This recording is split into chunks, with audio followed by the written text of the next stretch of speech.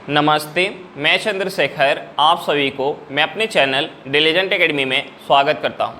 हम लोग बिहार एसएससी के लिए एक मैथ का सीरीज स्टार्ट किए थे, जिसमें हम लोग प्रत्येक दिन बिहार एसएससी में आए हुए मैथ का प्रीवियस क्वेश्चन और उस पर आधारित मैथ का क्वेश्चन कर रहे हैं। चलिए आज उस सीरीज में हम लोग आगे की तरफ चलते हैं। इससे पहले अगर आप मेरे चैनल पर नए हो तो चैनल को सब्सक्राइब कर लें और बेल आइकन को प्रेस करना बिल्कुल ना भूलें, ताकि आपको सबसे पहले लेटेस्ट नोटिफिकेशन मिलता रहे। चलिए अब हम लोग क्वेश्चन की तरफ चलते हैं। देखिए हमारा क्वेश्चन क्या दिया हुआ है। हमारा क्वेश्चन है किसी वस्तु के अंकित मूल्य पर 20%, 40% और 75% की 3 क्रमागत छूटों के बराबर एकल छूट का प्रतिशत क्या होगा। हमें क्या निकालना है, एकल छूट का प्रतिशत निकालना है। अब देखिए हमें क्वेश्चन में 3 क्रमागत छूट क्या दिया है। पहला हमें छूट दिया है 20%, पहला क्या दिया 20%। दूसरा हमें क्या दिया है, दूसरा हमें दिया है 40%, दूसरा हमें दिया है 40% और तीसरा हमें क्या दिया, तीसरा हमें दिया हुआ है 75%। और हमसे पूछ क्या रहा है, एकल छूट का प्रतिशत पूछ रहा है। तो देखिए हम यहाँ सक्सेसिव लगा के एकल छूट का प्रतिशत निकाल सकते हैं, या प्रतिशत को फ्रैक्शन में चेंज करके हमें एकल छूट का प्रतिशत निकाल सकते हैं। तो हम यहाँ प्रतिशत को फ्रैक्शन में चेंज करके एकल छूट का प्रतिशत निकाल लेते हैं। तो देखिए 20% को अगर हम फ्रैक्शन में चेंज करेंगे तो ये हमारा क्या हो जाएगा, ये हमारा हो जाएगा 1/5। 40% को अगर हम फ्रैक्शन में चेंज करेंगे तो ये हमारा क्या हो जाएगा, ये हमारा हो जाएगा 2/5। 75% को अगर हम फ्रैक्शन में चेंज करेंगे तो ये हमारा क्या हो जाएगा, 75% को फ्रैक्शन में चेंज करेंगे तो ये हमारा हो जाएगा 3/4। अब देखिए वस्तु का मूल्य पहले अगर 5 यूनिट होगा तो 5 पे 1 का अगर छूट दिया जाएगा तो कितना हो जाएगा। वस्तु का मूल्य अगर पहले 5 यूनिट होगा तो 5 पे 1 का छूट दिया जाएगा तो कितना हो जाएगा, 4 यूनिट हो जाएगा। उसके बाद वस्तु का मूल्य अगर 5 यूनिट होगा तो 5 पे 2 का छूट दिया जाएगा, 5 पे 2 का छूट दिया जाएगा तो वस्तु का मूल्य क्या हो जाएगा, 5 पे 2 का छूट दिया जाएगा तो वस्तु का मूल्य हो जाएगा 3 यूनिट। वस्तु का मूल्य क्या हो जाएगा, 3 यूनिट। उसके बाद वस्तु का मूल्य अगर 4 यूनिट होगा तो 4 पे 3 का छूट दिया जाएगा, 4 पे 3 का छूट दिया जाएगा तो वस्तु का मूल्य क्या हो जाएगा, 1 यूनिट। अब देखिए हम यहाँ क्या करेंगे, जो हमारा कटने वाला होगा हम उसे काट लेंगे। तो देखिए यहाँ हमारा 4 से 4 कट जाएगा। उसके बाद हम क्या करेंगे, यहाँ गुना कर लेंगे। अब देखिए 5 में हम 5 से गुना करेंगे तो ये हमारा क्या हो जाएगा, 25 हो जाएगा। या हम 3 में 1 से गुना करेंगे तो ये हमारा क्या हो जाएगा, 3 हो जाएगा। अब देखिए वस्तु का मूल्य अगर 25 यूनिट होगा तो 3 क्रमागत छूट देने के बाद वस्तु का मूल्य कितना हो जाएगा, 3 यूनिट हो जाएगा। यानी यहाँ टोटल जो है कितना का छूट मिल रहा है, यहाँ टोटल जो है 22 यूनिट का छूट मिल रहा है। यहाँ टोटल 22 यूनिट का छूट मिल रहा है। कितने पर, 25 यूनिट पर। गुने हम 100 करेंगे तो यहाँ से हमारा क्या निकल के आ जाएगा, एकल छूट प्रतिशत निकल के आ जाएगा। अब देखिए 25 से 100 कितने बार में जाएगा, 4 बार में। 22 में अगर हम 4 से गुना करेंगे तो ये हमारा क्या हो जाएगा, ये हमारा हो जाएगा 88%। यानी एकल छूट का प्रतिशत क्या निकल के आ गया, 88% निकल के आ गया। हमारा आंसर क्या निकल के आ गया, 88% निकल के आ गया। चलिए क्वेश्चन समझ में आ गया होगा, नेक्स्ट क्वेश्चन पे चलते हैं। देखिए हमारा क्वेश्चन क्या दिया हुआ है। हमारा क्वेश्चन है 30 रुपये प्रति केजी की चीनी को 45 रुपये प्रति केजी की चीनी के साथ किस अनुपात में मिलाया जाए जिससे इस मिश्रण को 42 रुपये प्रति केजी में बेचने पर 20% का लाभ हो। तो देखिए हमसे पूछ क्या रहा है, मिश्रण का रेशियो पूछ रहा है। तो देखिए हम यहाँ एलिगेशन लगा के मिश्रण का रेशियो निकाल सकते हैं, लेकिन जब हम एलिगेशन लगाते हैं तो तीनों जगह या तो हम सीपी लेके एलिगेशन लगाते हैं या हम तीनों जगह एसपी लेके एलिगेशन लगाते हैं। अब देखिए हमें इस क्वेश्चन में क्या दिया है, हमें इस क्वेश्चन में पहले प्रकार के चीनी का सीपी दिया है, दूसरे प्रकार के चीनी का सीपी दिया है और हमें मिश्रण का एसपी दिया है। तो एलिगेशन लगाने के लिए हमें सबसे पहले मिश्रण का सीपी निकालना होगा। अब देखिए हम मिश्रण का सीपी कैसे निकाल सकते हैं। हमें क्वेश्चन में दिया कि 42 रुपये प्रति केजी में बेचने पर 20% का लाभ हो रहा है। लाभ कितना हो रहा है, 20% का हो रहा है। देखिए लाभ जो है 20% का हो रहा है, लाभ जो है 20% का हो रहा है। तो हम यहाँ से सीपी और एसपी का रेशियो निकाल सकते हैं। अब देखिए सीपी और एसपी का रेशियो निकालने के लिए हम सबसे पहले इस 20% को फ्रैक्शन में चेंज करेंगे। अब देखिए 20% को फ्रैक्शन में चेंज करेंगे तो ये हमारा हो जाएगा 1/5। तो हम यहाँ से सीपी और एसपी का रेशियो निकाल सकते हैं। अब देखिए सीपी अगर 5 यूनिट होगा तो 5 पे 1 का लाभ होगा, यानी एसपी कितना हो जाएगा, 6 यूनिट हो जाएगा। अब देखिए मैं क्वेश्चन में मिश्रण का एसपी क्या दिया, 42 रुपये प्रति केजी। यानी इस 6 यूनिट का वैल्यू हमें क्वेश्चन में क्या दिया है, 42 रुपये दिया। इस 6 यूनिट का वैल्यू हमें क्वेश्चन में 42 रुपये दिया है। तो हम यहाँ से इस 5 यूनिट का वैल्यू निकाल सकते हैं। अब देखिए 6 यूनिट का वैल्यू 42 रुपये है तो 1 यूनिट का वैल्यू कितना हो जाएगा, 7 रुपये हो जाएगा। 1 यूनिट का वैल्यू 7 रुपये हो जाएगा तो 5 यूनिट का वैल्यू कितना हो जाएगा, 35 रुपया। यानी मिश्रण का सीपी क्या निकल के आ गया, 35 रुपये निकल के आ गया। अब देखिए पहले प्रकार के चीनी का हमें सीपी क्या दिया, 30 रुपये। दूसरे प्रकार का हमें क्या दिया, 45 रुपये। और मिश्रण का क्या निकल के आ गया, 35 रुपये। अब देखिए हम यहाँ एलिगेशन लगाएंगे तो जो नीचे हमारा रेशियो निकल के आएगा, रेशियो किसका निकल के आएगा, मिश्रण का निकल के आएगा। अब देखिए जब हम एलिगेशन लगाते हैं तो बड़े में से छोटे को माइनस करते हैं। तो हम यहाँ 45 में से 35 माइनस करेंगे, ये हमारा क्या हो जाएगा, 10 हो जाएगा। उसके बाद हम इस 35 में से 30 माइनस करेंगे तो ये हमारा क्या हो जाएगा 5 हो जाएगा। हम इसे 5 से काट सकते हैं, 5 से काटेंगे तो ये 5 से 2 बार में जाएगा और ये 5 से 1 बार में, यानी यहाँ से हमारा रेशियो क्या निकल के आएगा 2:1, यानी पहले प्रकार का, यानी जिसका मूल्य 30 रुपये प्रति केजी है उस चीनी का अगर हम 2 केजी लेंगे तो 45 रुपये पर केजी वाले चीनी का हमें 1 केजी लेना होगा, तब जाके अगर हम मिश्रण को 42 रुपये प्रति केजी बेचेंगे तो हमें 20% का लाभ होगा। हमारा रेशियो क्या निकल के आ गया 2:1 निकल के आ गया। चलिए क्वेश्चन समझ में आ गया होगा, नेक्स्ट क्वेश्चन पे चलते हैं। देखिए हमारा क्वेश्चन क्या दिया हुआ है, हमारा क्वेश्चन एक निश्चित राशि को 26% की वार्षिक दर पर निवेश किया जाता है जिस पर ब्याज वार्षिक रूप से संयोजित होता है, यह राशि कितने वर्षों में स्वयं की दुगुनी हो जाएगी। अब देखिए हमसे पूछ क्या रहा है, टाइम पूछ रहा है। अब देखिए क्वेश्चन में कहीं भी चक्रवृद्धि ब्याज नहीं लिखा हुआ है, इसका मतलब ये होगा कि यहाँ जो ब्याज काउंट हुआ होगा साधारण ब्याज के दर से ब्याज काउंट हुआ होगा। तो देखिए जब ब्याज साधारण ब्याज के दर से काउंट होता है तो हमें प्रत्येक साल ब्याज क्या मिलता है, बराबर मिलता है। यानी पहले साल अगर हमें प्रिंसिपल का 26% ब्याज मिला होगा तो दूसरे साल भी हमें प्रिंसिपल का 26% ही ब्याज मिला होगा, यानी साधारण ब्याज में हमें प्रत्येक साल ब्याज क्या मिलता है, बराबर मिलता है। अब देखिए मैं क्वेश्चन में दिया कि 26% की दर से राशि जो है स्वयं की दुगुनी कितने वर्षों में हो जाएगी। तो देखिए हमने मान लिया कि जो प्रिंसिपल है, हमने मान लिया कि जो प्रिंसिपल है वो 100 रुपये है। तो देखिए अमाउंट कितना हो जाएगा, हमने मान लिया कि जो प्रिंसिपल है वो 100 रुपये है, तो अमाउंट कितना हो जाएगा, अमाउंट हो जाएगा 200 रुपया, क्योंकि राशि जो है 26% के दर से दुगुनी हो जा रही है। तो देखिए यहाँ जो है टोटल जो है एसआई कितना मिला है, यहाँ टोटल एसआई कितना मिला है, यहाँ टोटल एसआई मिल रहा है 100 रुपये का। अब देखिए हमें टोटल एसआई पता चल गया, हमें प्रिंसिपल पता है, तो हम यहाँ से टोटल एसआई प्रतिशत निकाल सकते हैं। अब देखिए 100 रुपये का ब्याज मिल रहा है, 100 रुपये का ब्याज मिल रहा है, कितने पर 100 रुपये पर गुने 100 करेंगे तो यहाँ से हमारा टोटल जो है ब्याज प्रतिशत निकल के आ जाएगा। अब देखिए 100 से हमारा 100 कट जाएगा, यहाँ से हमारा क्या निकल के आ गया 100%, यानी ब्याज जो है टोटल कितना मिल रहा है 100% का मिल रहा है।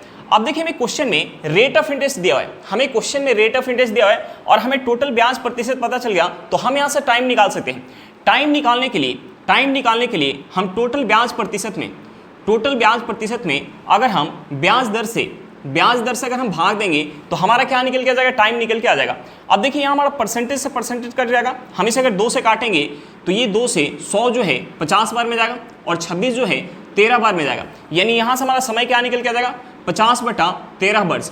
अब देखिए हम इसे क्या लिख सकते हैं, हम इसे लिख सकते हैं 3 सही, 11/13 वर्ष, यानी यहाँ से हमारा आंसर क्या निकल के आ गया, हमारा आंसर निकल के आ गया कि राशि जो है 3 सही 11/13 वर्ष में स्वयं की दुगुनी हो जाएगी 26% के दर से। चलिए क्वेश्चन समझ में आ गया होगा, नेक्स्ट क्वेश्चन पे चलते हैं। देखिए हमारा क्वेश्चन क्या दिया हुआ है, हमारा क्वेश्चन है किसी उधार दी गई राशि 20% वार्षिक दर से 3 वर्षों के चक्रवृद्धि और साधारण ब्याज का अंतर 432 रुपये है, मूल राशि ज्ञात कीजिए। हमें क्या निकालना, प्रिंसिपल निकालना है। अब देखिए हमें क्वेश्चन में क्या दिया हुआ है, हमें क्वेश्चन में रेट ऑफ इंटरेस्ट दिया है, हमें रेट ऑफ इंटरेस्ट कितना दिया है 20% वार्षिक दिया है, और हमें क्वेश्चन में क्या दिया, टाइम दिया हुआ है। हमें टाइम कितना दिया, हमें टाइम दिया है 3 वर्ष का, हमें टाइम कितना दिया 3 वर्ष का दिया है, और हमें क्वेश्चन में क्या दिया, हमें क्वेश्चन में CI माइनस SI दिया है, CI माइनस SI दिया है। CI माइनस SI कितना दिया 432 रुपया, CI माइनस SI हमें क्वेश्चन में कितना दिया 432 रुपया, और हमसे पूछ क्या रहे हैं, हमसे पूछ रहा है प्रिंसिपल। तो देखिए इस क्वेश्चन को आसानी से सॉल्व करने के लिए हम प्रिंसिपल को कुछ मान लेंगे। अब देखिए हम प्रिंसिपल क्या माने ताकि हमारा क्वेश्चन आसानी से सॉल्व हो जाए, तो उसके लिए हम क्या करेंगे, रेट ऑफ इंटरेस्ट को हम फ्रैक्शन में चेंज करेंगे। अब देखिए रेट ऑफ इंटरेस्ट कितना दिया 20%, तो 20% को अगर हम फ्रैक्शन में चेंज करेंगे तो ये हमारा कितना हो जाएगा 1/5 हो जाएगा। अब देखिए हम टाइम देखेंगे, टाइम कितना दिया 3 वर्ष, तो हम यहाँ प्रिंसिपल मान लेंगे, 5/1 के पावर 3, टाइम कितना दिया 3 वर्ष दिया है, तो हम इसका पावर 3 वर्ष जो है प्रिंसिपल मान लेंगे। तो देखिए ये हमारा कितना हो जाएगा 125, तो देखिए हम प्रिंसिपल को मान लेंगे 125 यूनिट। तो देखिए 125 यूनिट पर 1/5 के दर से हम 3 वर्ष का साधारण ब्याज और चक्रवृद्धि ब्याज काउंट करेंगे। तो हम सबसे पहले 3 वर्ष का साधारण ब्याज काउंट कर लेते हैं। अब देखिए जब ब्याज साधारण ब्याज के दर से काउंट होता है तो प्रत्येक साल हमें ब्याज क्या मिलता है, बराबर मिलता है। यानी पहले साल अगर हमें प्रिंसिपल का 1/5 ब्याज मिलेगा तो दूसरे साल में हमें प्रिंसिपल का 1/5 और तीसरे साल में हमें प्रिंसिपल का 1/5। तो देखिए 125 का अगर हम 1/5 निकालेंगे तो ये हमारा कितना हो जाएगा 25 यूनिट। दूसरे साल भी हमें ब्याज मिल जाएगा 25 यूनिट और तीसरे साल भी हमें ब्याज कितना मिल जाएगा 25 यूनिट। अब देखिए साधारण ब्याज में हमें प्रत्येक साल 25-25 यूनिट ब्याज मिलेगा, लेकिन जब हम चक्रवृद्धि ब्याज के दर से ब्याज काउंट करेंगे तो हमें पहले साल केवल प्रिंसिपल पर ब्याज मिलेगा, दूसरे साल हमें प्रिंसिपल पे तो मिलेगा ही, प्लस का हमें क्या मिल जाएगा, जो पहले साल ब्याज मिला है उस ब्याज के ऊपर भी ब्याज मिलेगा। यानी दूसरे साल जो है, पहले साल जो ब्याज मिला है उस ब्याज का 1/5 ब्याज हमें और मिलेगा। यानी 25 का 1/5 निकालेंगे तो ये हमारा कितना हो जाएगा, ये हमारा हो जाएगा 5 यूनिट। अब देखिए हम यहाँ टेबल पढ़ लेंगे तो ये हमारा कितना हो जाएगा, 10 यूनिट हो जाएगा। अब देखिए ये 10 हमारा कैसे निकल के आएगा, 25 + 25 यानी तीसरे साल हमें प्रिंसिपल पे तो ब्याज मिलेगा ही, प्लस का हमें क्या मिलेगा, जो 2 साल तक ब्याज मिला है उस ब्याज के ऊपर भी ब्याज मिलेगा। तो देखिए 25 + 25 करेंगे तो ये हमारा कितना हो जाएगा, ये हमारा हो जाएगा 50। अब देखिए 50 का अगर हम 1/5 निकालेंगे तो ये हमारा कितना हो जाएगा, 10 हो जाएगा। अब देखिए बच क्या गया, 5, यानी 5 का भी हमें 1/5 जो है तीसरे साल ब्याज मिलेगा, तो 5 का 1/5 निकालेंगे तो ये हमारा कितना हो जाएगा, 1 यूनिट हो जाएगा। अब देखिए यहाँ से अगर हम इसे टोटल ऐड कर लेंगे तो ये हमारा क्या निकल के आ जाएगा, CI निकल के आ जाएगा, और केवल इसे ऐड कर लेंगे तो ये हमारा क्या निकल के आ जाएगा, SI। और हमें क्वेश्चन में CI - SI दिया है, तो देखिए यहाँ जो है अगर हम इसे केवल ऐड कर लेंगे, इसे केवल ऐड कर लेंगे तो ये हमारा क्या निकल के आ जाएगा, ये हमारा निकल के आ जाएगा CI - SI निकल के आ जाएगा। यानी यहाँ से हमारा CI - SI क्या निकल के आ जाएगा, हम इसे ऐड करेंगे तो ये हमारा कितना हो जाएगा, हम इसे ऐड करेंगे तो ये हमारा हो जाएगा 16 यूनिट। यानी यहाँ से हमारा निकल के आ जाएगा 16 यूनिट, और हमें क्वेश्चन में क्या दिया, 432 रुपये। यानी इस 16 यूनिट का वैल्यू हमें क्वेश्चन में 432 रुपये दिया है। 16 यूनिट का वैल्यू हमें क्वेश्चन में 432 रुपये दिया है, तो 1 यूनिट का वैल्यू कितना हो जाएगा, 1 यूनिट का वैल्यू कितना हो जाएगा, ये 16 से कितने बार में जाएगा, 16 से 2 बार में जाएगा, हाथ में क्या आ जाएगा 11, ये हमारा हो जाएगा 112। 112 जो है 16 से कितने बार में जाएगा, 7 बार में। यानी 1 यूनिट का वैल्यू क्या निकल के आएगा, 27 रुपये निकल के आएगा। और हमसे पूछ क्या रहा है प्रिंसिपल, तो देखिए हम यहाँ प्रिंसिपल क्या मान के रखें, 125 यूनिट। देखिए हमें 1 यूनिट का वैल्यू पता है तो हम यहाँ से 125 यूनिट का वैल्यू निकाल सकते हैं। 125 यूनिट का वैल्यू कितना हो जाएगा, देखिए हम यहाँ अगर गुना करेंगे 27 में 125 से, 27 में अगर हम 125 से गुना करेंगे तो ये हमारा कितना हो जाएगा, हम 125 में अगर 20 से गुना करेंगे तो ये हमारा कितना हो जाएगा, 125 में अगर हम 20 से गुना करेंगे तो ये हमारा हो जाएगा 2500। अब देखिए 2500 और 7 से अगर हम इसमें गुना करेंगे तो ये हमारा कितना हो जाएगा, 7 से गुना करेंगे तो ये हमारा हो जाएगा 700 और 175, 875 हो जाएगा। 875 को अगर हम ऐड करेंगे 2500 में, 875 को अगर हम ऐड करेंगे 2500 में तो ये हमारा हो जाएगा 3375। ये हमारा कितना हो जाएगा, 3375। यानी यहाँ से हमारा प्रिंसिपल क्या निकल के आ गया, 3375 रुपये निकल के आ गया। हमारा आंसर क्या निकल के आ गया, 3375 रुपये निकल के आ गया। चलिए क्वेश्चन समझ में आ गया होगा, नेक्स्ट क्वेश्चन पे चलते हैं। देखिए हमारा क्वेश्चन क्या दिया हुआ है, हमारा क्वेश्चन है ए और बी किसी कार्य को क्रमशः 10 और 5 दिन में कर सकते हैं।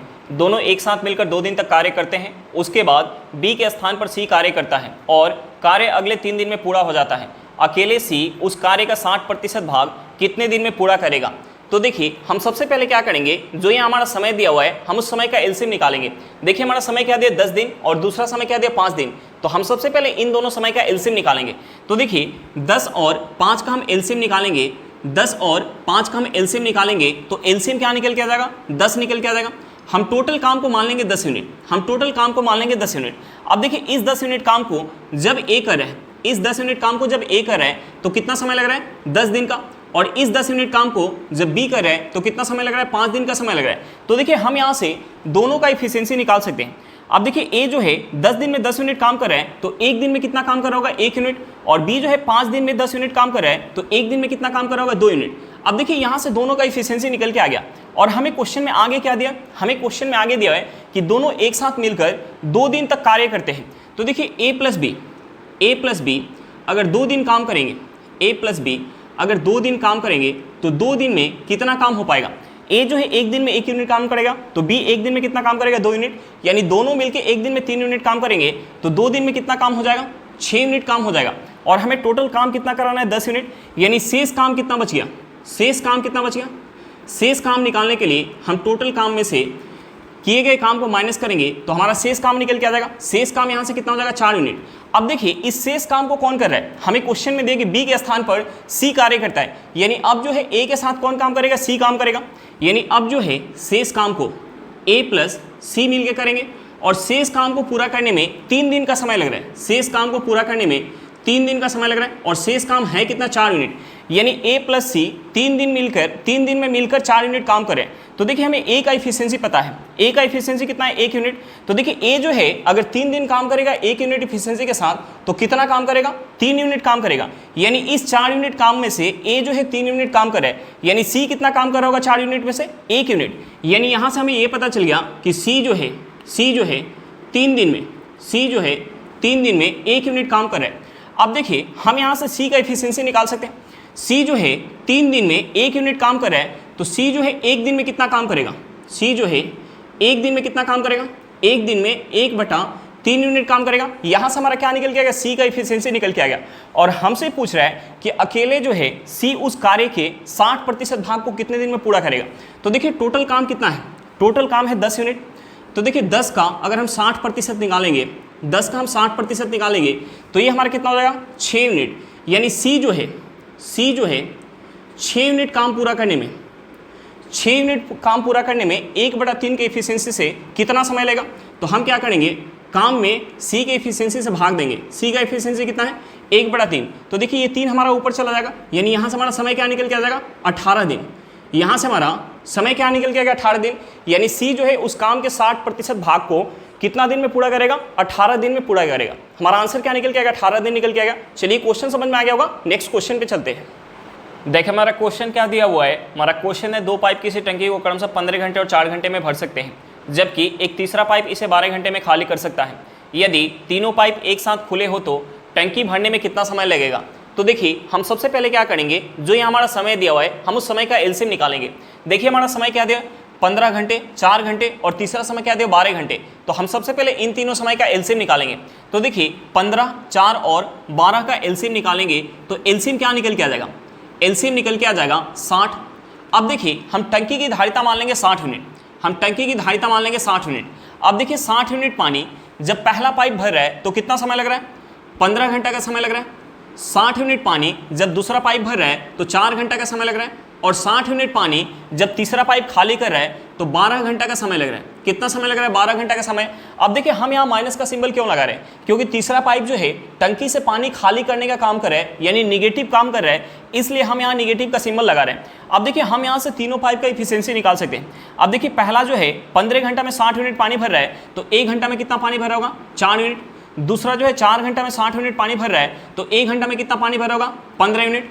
और तीसरा जो है 12 घंटा में 60 यूनिट पानी खाली कर रहा है, यानी 1 घंटा में कितना खाली कर रहा होगा 5 यूनिट पानी खाली कर रहा होगा। अब देखिए हमसे पूछ रहा है कि अगर तीनों पाइप एक साथ खुले हो तो टंकी को भरने में कितना समय लगेगा।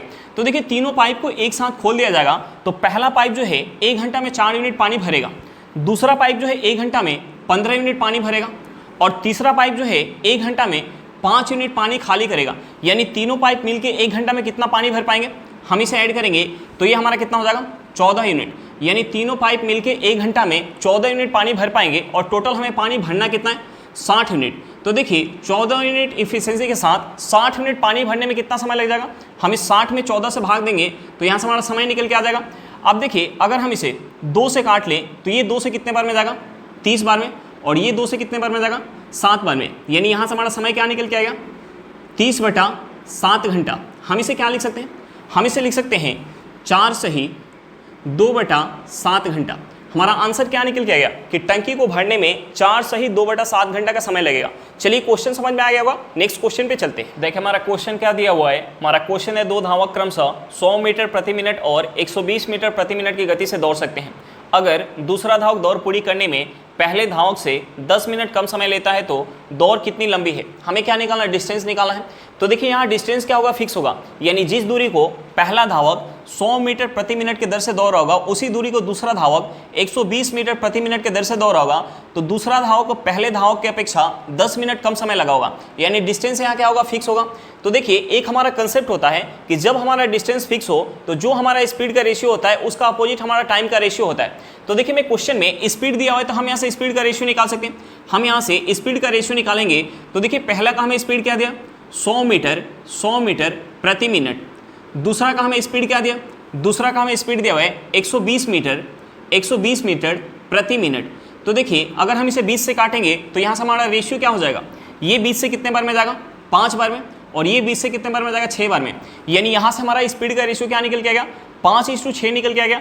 तो टाइम का रेशियो क्या हो जाएगा, इसका अपोजिट हो जाएगा, यानी टाइम का रेशियो हो जाएगा 6:5 हो जाएगा। यानी पहले धावक को अगर 6 यूनिट का समय लगा होगा तो दूसरे को कितना समय लगा होगा, 5 यूनिट का। यानी पहले की अपेक्षा दूसरे को कितना कम समय लग रहा है, 1 यूनिट कम समय लग रहा है। और हमें क्वेश्चन में दिया कि 10 मिनट कम समय लग रहा है, यानी इस 1 यूनिट का वैल्यू हमें क्वेश्चन में 10 मिनट दिया है। अब देखिए हमें 1 यूनिट का वैल्यू अगर पता चल गया तो हम यहाँ से दोनों का समय निकाल सकते हैं, यानी 6 यूनिट और 5 यूनिट का वैल्यू निकाल सकते हैं। तो हम यहाँ से किसी एक का समय निकाल लेते हैं। तो देखिए हम यहाँ से 5 यूनिट का वैल्यू निकाल लेते हैं। देखिए 5 यूनिट का वैल्यू क्या हो जाएगा, 1 यूनिट का वैल्यू 10 मिनट है, तो 5 यूनिट का वैल्यू हो जाएगा 50 मिनट। अब देखिए 5 यूनिट का वैल्यू क्या निकल गया, 50 मिनट निकल गया। यानी हमें स्पीड क्वेश्चन में दिया हुआ है और समय हमें पता चल गया, तो हम यहाँ से दूरी निकाल सकते हैं। हमसे दूरी पूछ रहा है, तो देखिए दूरी निकालने के लिए हम क्या करेंगे, स्पीड में दूरी निकालने के लिए हम स्पीड में गुना करेंगे समय से, तो हमारा क्या निकल के आ जाएगा, दूरी निकल के आ जाएगा। अब देखिए हम यहाँ गुना करेंगे तो ये हमारा क्या हो जाएगा, 6000 मीटर हो जाएगा। हम इसे अगर किलोमीटर में चेंज करेंगे तो ये हमारा हो जाएगा 6 किलोमीटर। यानी दूरी क्या निकल के आ गया, दूरी निकल के आ गया 6 किलोमीटर। चलिए क्वेश्चन समझ में आ गया होगा, नेक्स्ट क्वेश्चन पे चलते हैं। देखिए हमारा क्वेश्चन क्या दिया हुआ है, हमारा क्वेश्चन एक नाव की स्थिर जल में चाल 9 किलोमीटर पर घंटा है एवं धारा की चाल 6 किलोमीटर पर घंटा है। यदि एक व्यक्ति धारा के विपरीत 45 किलोमीटर की दूरी तय करके प्रस्थान बिंदु पर वापस आता है तो उसके द्वारा लिया गया समय कितना है। हमें क्या निकालना है, यात्रा का कुल समय निकालना है। तो देखिए एक हमारा कंसेप्ट होता है d equal to T into X square minus Y square बटा 2x। अब देखिए यहाँ d क्या होता है, एक साइड की दूरी, t क्या होता है यात्रा का कुल समय, x क्या होता है शांत जल में नाव का स्पीड, y क्या होता है धारा का स्पीड। तो देखिए हमें क्वेश्चन में क्या दिया है, हमें क्वेश्चन में शांत जल में नाव का स्पीड दिया है। यानी हमें क्वेश्चन में x इक्वल टू क्या दिया, 9 किलोमीटर पर घंटा दिया है। और हमें क्वेश्चन में क्या दिया है, धारा का स्पीड, यानी y इक्वल टू हमें क्वेश्चन में क्या दिया, 6 किलोमीटर पर घंटा। और एक साइड का हमें दूरी क्या दिया हुआ है, एक साइड का दूरी यानी d इक्वल टू हमें क्वेश्चन में क्या दिया, 45 किलोमीटर। d इक्वल टू हमें क्वेश्चन में क्या दिया, 45 किलोमीटर दिया है। d इक्वल टू हमें क्वेश्चन में 45 किलोमीटर दिया है और हमसे पूछ कह रहे हैं यात्रा का कुल समय, यानी t इक्वल टू पूछ रहे हैं। तो देखिए हम इस इक्वेशन से निकाल सकते हैं। अब देखिए हम यहाँ वैल्यू पुट करेंगे, d की जगह हम पुट करेंगे 45, t हमें निकालना है, x के जगह हम पुट करेंगे 9। तो देखिए 9 का अगर हम स्क्वायर करेंगे तो ये हमारा कितना हो जाएगा, 9 का स्क्वायर करेंगे तो ये हमारा कितना हो जाएगा, 81 हो जाएगा माइनस। अब देखिए y की जगह हम पुट करेंगे 6 का हम स्क्वायर करेंगे तो ये हमारा कितना हो जाएगा, 36 हो जाएगा। हम यहाँ अगर x के जगह 9 पुट करेंगे तो ये हमारा कितना हो जाएगा, 2 गुणे 9 कितना हो जाएगा, 18 हो जाएगा। अब देखिए हम यहाँ अगर 81 में से 36 माइनस करेंगे तो ये हमारा कितना हो जाएगा, 45। यानी हम यहाँ से लिख सकते हैं 45 इक्वल टू टी गुणे 45 बटा हमारा क्या हो जाएगा, 18 हो जाएगा। अब देखिए 45 से हमारा 45 कट जाएगा, यहाँ से अगर हम क्रॉस गुना करेंगे तो t इक्वल टू क्या निकल के आ जाएगा, क्रॉस गुना करेंगे तो t इक्वल टू हमारा निकल के आ जाएगा 18 घंटा। यानी यात्रा का कुल समय क्या निकल के आएगा, 18 घंटा निकल के आ गया। हमारा आंसर क्या निकल के आएगा, 18 घंटा निकल के आ गया। चलिए क्वेश्चन समझ में आ गया होगा, नेक्स्ट क्वेश्चन पे चलते हैं। देखिए हमारा क्वेश्चन क्या दिया हुआ है, हमारा क्वेश्चन यदि a plus B equal to 6 और ए बी इक्वल टू 16/3 है तो A Q plus B cube बराबर है। हमें क्या निकालना है, A Q plus B cube का मान निकालना है। अब देखिए हमें क्वेश्चन में दिया हुआ है a plus B equal to क्या दिया है, 6 दिया है और हमसे पूछ कर रहे ए क्यू प्लस बी क्यू पूछ रहा है। तो हम क्या करेंगे, दोनों साइड क्यूब करेंगे। अब देखिए हम इसका क्यूब करेंगे और इस 6 का भी हम क्यूब करेंगे। तो देखिए यहाँ से हमारा क्या बन गया, a प्लस बी का होल क्यूब। तो देखिए a प्लस बी के होल क्यूब का फॉर्मूला क्या होता है, a प्लस बी के होल क्यूब का फॉर्मूला होता है a cube plus B cube plus 3ab into a plus B. और 6 का अगर हम क्यूब करेंगे तो ये हमारा क्या हो जाएगा, 216 हो जाएगा। अब देखिए हमें क्वेश्चन में और क्या दिया है, हमें क्वेश्चन में a इंटू बी दिया है तो हम यहाँ a इंटू बी का वैल्यू पुट करेंगे और a प्लस बी का वैल्यू दिया है तो हम यहाँ a प्लस बी का वैल्यू पुट करेंगे। तो यहाँ से हमारा हो जाएगा, ये हमारा हो जाएगा a cube plus B cube plus 3 गुने a into B equal to हमें क्या दिया है क्वेश्चन में, 16/3 दिया है। और a plus B equal to हमें क्वेश्चन में क्या दिया, हमें क्वेश्चन में दिया 6 इक्वल टू क्या हो जाएगा, 216 हो जाएगा। अब देखिए यहाँ से हमारा 3 से 3 कट जाएगा, हमें अगर 16 में 6 से गुना करेंगे तो ये हमारा क्या हो जाएगा, 96 हो जाएगा। यानी यहाँ से हमारा हो जाएगा a cube plus B cube plus 96 equal to 216। अब देखिए इस 96 को उस साइड लेके जाएंगे तो हमारा प्लस में तो माइनस में हो जाएगा, यानी 216 में से अगर 96 माइनस करेंगे तो ये हमारा कितना हो जाएगा 120 हो जाएगा। यानी यहाँ से हमारा a Q plus B q equal to क्या निकल के आ जाएगा 120 निकल के आ जाएगा। यानी यहाँ से हमारा आंसर क्या निकल के आ गया 120 निकल के आ गया। चलिए क्वेश्चन समझ में आ गया होगा, नेक्स्ट क्वेश्चन पे चलते हैं। देखिए हमारा क्वेश्चन क्या दिया हुआ है, हमारा क्वेश्चन है त्रिभुज एबीसी में कोण बीएसी का समद्विभाजक भुजा बीसी को डी पर काटता है।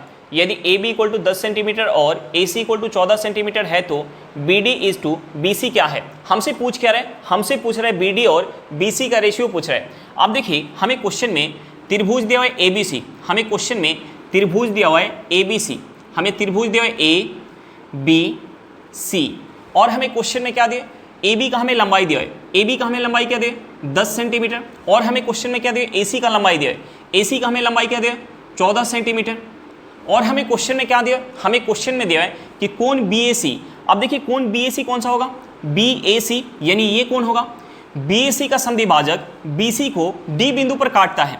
यानी हम यहाँ से एक समद्विभाजक खींचेंगे तो BC को जो है D बिंदु पर कट करेगा। और देखिए हमसे पूछ क्या रहे, हमसे पूछ रहे BD और BC का रेशियो। तो देखिए जिस रेशियो में ये दोनों भुजा होगी और हम यहाँ से एक समद्विभाजक खींचेंगे तो उसी रेशियो में ये भी होगी, यानी उसी रेशियो में BD और DC होगा। यानी हम यहाँ से लिख सकते हैं, हम यहाँ से लिख सकते हैं AB is to AC equal to BD, BD BD is to DC equal to हमारा क्या हो जाएगा। अब देखिए ए बी का हमें लंबाई क्या दिया 10 सेंटीमीटर दिया है, ए सी का लंबाई क्या दिया 14 सेंटीमीटर। अब देखिए हम इसे 2 से काटेंगे तो ये हमारा क्या हो जाएगा, ये हमारा हो जाएगा 5:7 हो जाएगा। अब देखिए यहाँ से हमारा बी डी और डी सी का रेशियो क्या निकल के गया 5:7 निकल के गया।